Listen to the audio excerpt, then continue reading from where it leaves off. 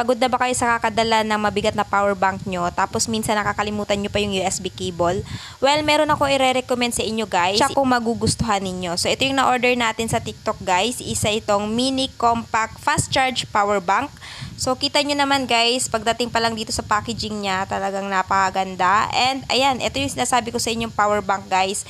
So, wag nyo i-smallin yan dahil kahit small yan guys, ito ay merong 5,000 mAh battery capacity. So, ayan guys, meron siyang cable na Type-C at saka meron din siyang outlet na Type-C. So, yung napili ko guys ay Type-C. So, pwede mong i-charge yung phone mo ng sabay if ever meron kang dalawang Android phone.